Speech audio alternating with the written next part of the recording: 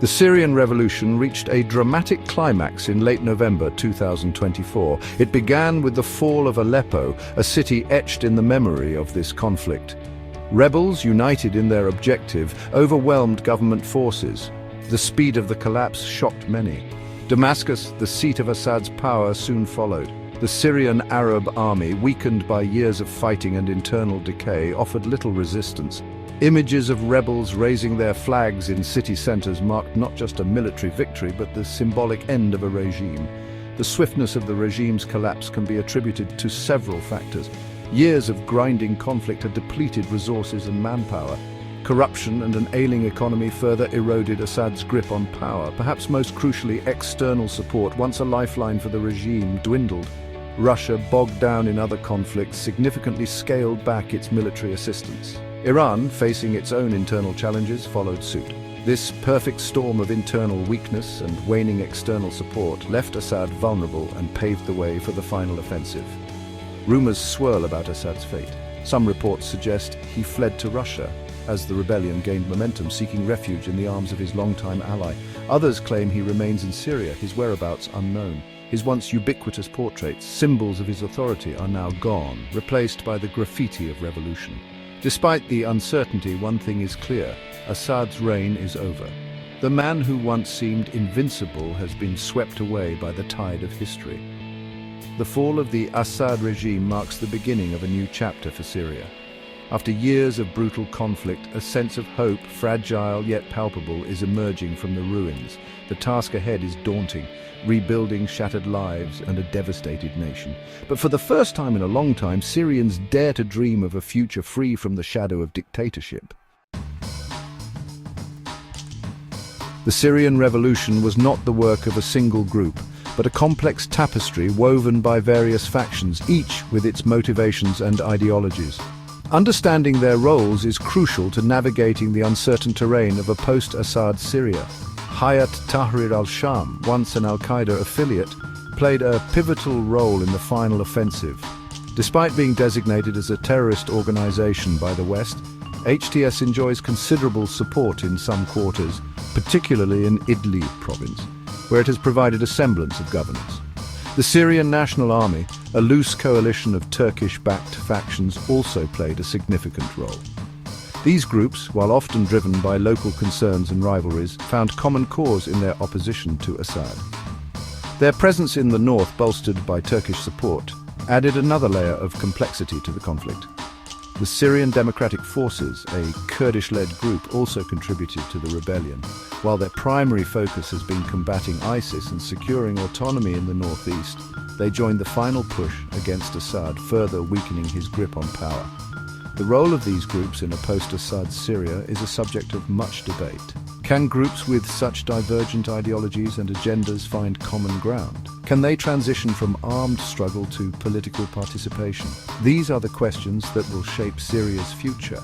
The answers remain elusive, but one thing is clear: a lasting peace cannot be achieved without addressing the concerns and aspirations of all of Syria's diverse communities. The international community, long grappling with the Syrian crisis, has reacted to the fall of the Assad regime with a mixture of caution and pragmatism.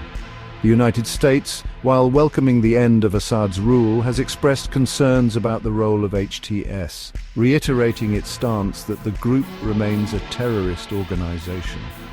Washington's focus, it seems, is on preventing a resurgence of ISIS, a threat that could exploit the current instability.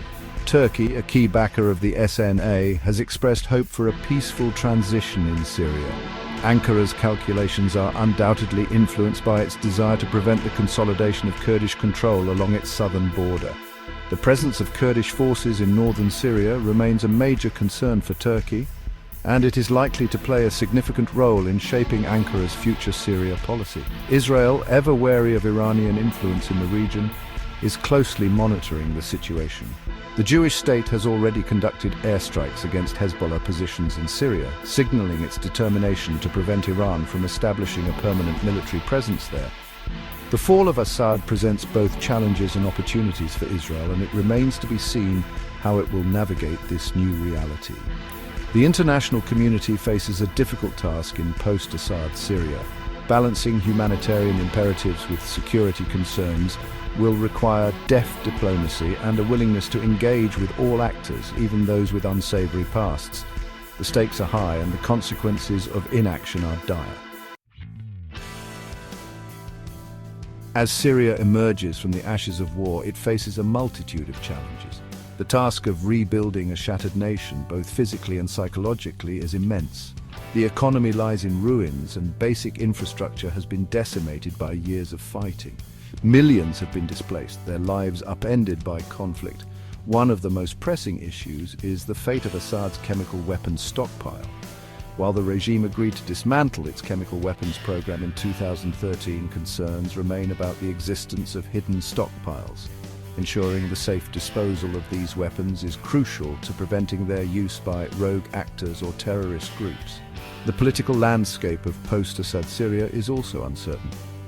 The various rebel groups that toppled the regime have yet to articulate a clear vision for the future. The question of governance remains a thorny issue, with no easy answers in sight. The international community will play a critical role in supporting a political process that is inclusive and representative of all Syrians. Despite the challenges, there is also a glimmer of hope. The Syrian people, having endured unimaginable suffering, have shown remarkable resilience and a deep yearning for peace.